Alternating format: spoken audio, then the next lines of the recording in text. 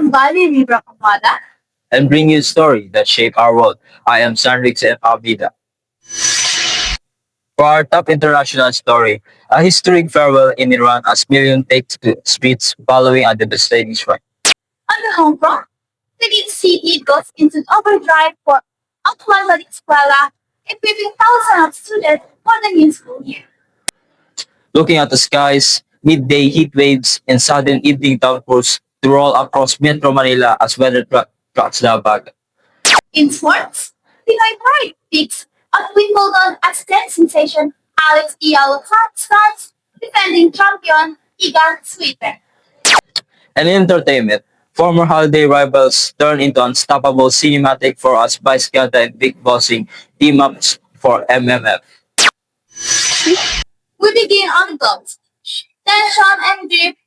The middle is following a massive geopolitical shake-up. Hannah Marie Salses join us live with the details. Hannah, what is the latest? A nation in mourning, Marian. We are tracking a monumental shift in Iran as the body of Supreme Leader Ayatollah Ali Khamenei has arrived in the holy city of Qom. State television has just broadcasted live footage of the helicopter carrying his remains landing south of Tehran ahead of Tuesday's planned procession. This comes after 3 successive days of unprecedented funeral processions.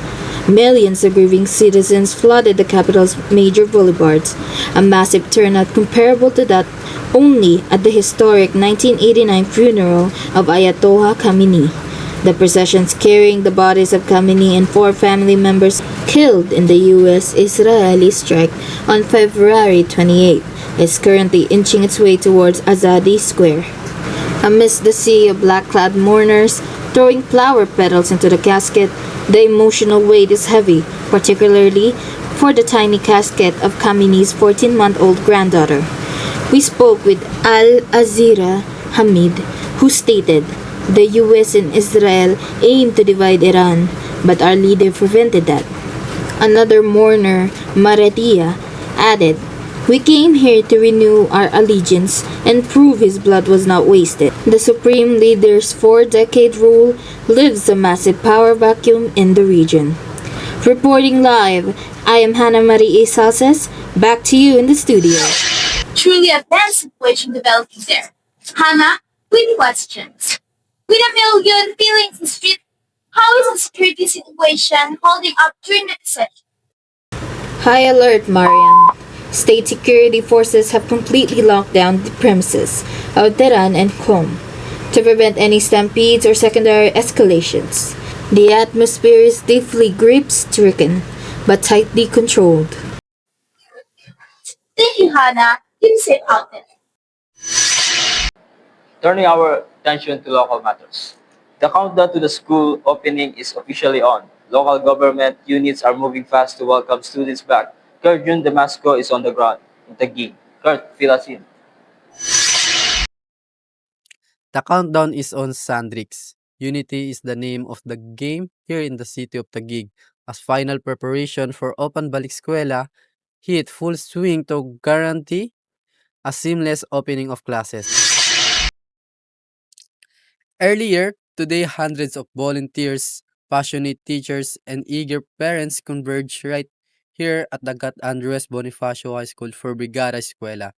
Together, they've been scrubbing, painting, and restoring classrooms to ensure a safe, clean, and welcoming environment for incoming students. To take the financial burden of families, the Taguig local government has stepped up big time. They are actively distributing free school supplies, bags, uniforms, and shoes. It's a massive community effort ensuring no student gets left behind. Spirit are high and Taguig is ready. I am Gert Jun Damasco reporting for Open Balik Eskwela. Back to you in the studio. With initiative by community, Kurt, are these free supplies and uniforms being distributed to all public schools across Taguig or just selected areas? This is a citywide initiative. Sandrix, the local government, aims to cover all public elementary and high school across Taguig's district to ensure equal access for every students. That is excellent news. Thank you, Kurt. Let's check in on the weather condition now so our listeners can plan their day. Tian Toribia is standing by in the weather center. Tian, are we packing umbrellas or something today? A bit of both, Marianne. Keep those umbrellas handy just in case. We are tracking generally warm and humid conditions across the archipelago today. For Metro Manila and neighboring provinces, expect partly cloudy to cloudy skies. However, do embrace yourself for sudden isolated rain showers and localized thunderstorm later in the afternoon and evening. Our mercury readings today range from a sticky 25 to a scorching 34 degrees Celsius. We highly advise everyone to stay hydrated, minimize prolonged sun exposure during midday, and always check the latest Dzbmm weather advisories before heading out. Up north, southwest monsoon or habagat continues to affect northern Luzon, bringing light to moderate rainfall. Meanwhile, Visayas and Mindanao can look forward to generally fair weather, though sudden localized thunderstorms are still highly likely to develop closer to sunset. From the Weather Tech Center, reminding you to stay safe and stay weather ready, I am Leah Torrelia. Have a pleasant day ahead. Thank you, Leon. We will be right back for your daily dose of sports and showbiz. Stay tuned. More stories coming up on ECBMM 99.7.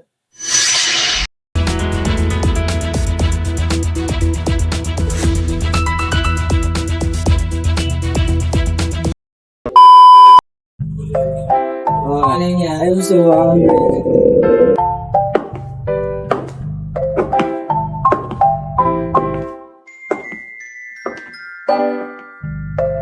Hey, stop the clover. Stop yan, buhat yung tumbling mo. Hey, clover yun ah. Masarap yun lang. Tara, hindi tayo. Sabi na sa kanya yun, diba? Bakit ako mali? Ikaw nga. Mahal ka ba? Mahal ka ba? Wait! Baka kayo mag-away, kumain na lang kayo. Tigil na nga. Clover ba yan? Finger and clover, they go together.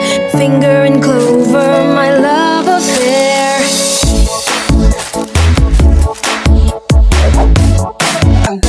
Lahat sisimutin sa ay uubusin. Lover ng clover, my clover finger. Sarap kasama ang Clover.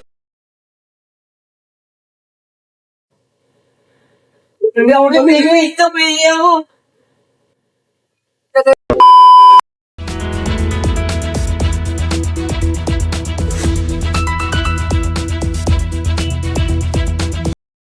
Welcome back to DZBMM 99.7 Radio Patrol.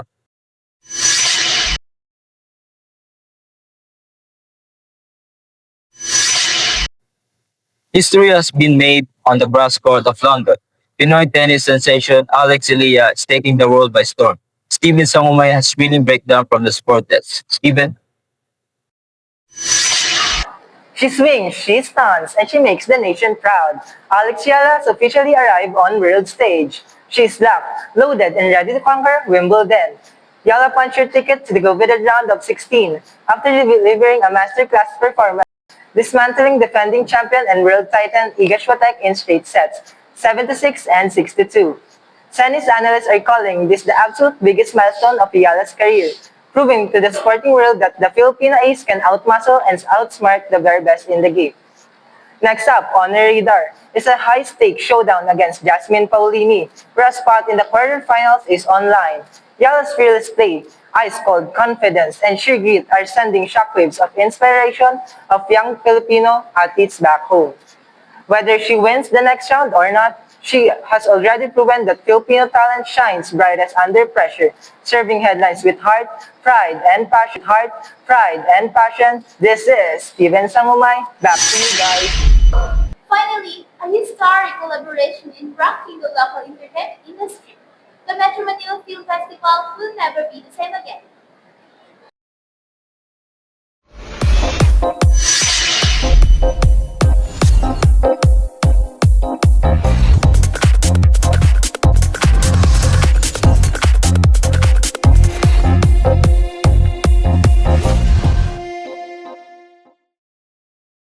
That's right. For over a decade, the Christmas box office was defined by the ultimate holiday rivalry between two comedy titans, Vice Ganda and Vic, aka Bossing. Families were always split down the middle, choosing between Vice's modern high-energy wit or Bossing's classic family-centric. But hold on to your seats because MMFF 2026 is completely rewriting the script. Former holiday rivals are officially transforming into an unstoppable cinematic force.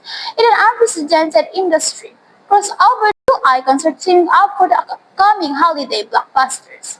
The Greatest Showdown. At their studded grand launch in San Juan, the energy was absolutely as Vice and Bossing shared an emotional stage embrace. Industry insiders revealed this project was kept under strict lock and key for months Halloween secret dinner meetings between Star Cinema and Mnet, MZ Production. Helmed by acclaimed director Jun Robles Lana, the movie will cleverly play on their real life. Box office history, Vice and Bossing are set to portray Queenie and Kingston, two bitter rivals determined to sabotage each other in all-out hilarious comedy.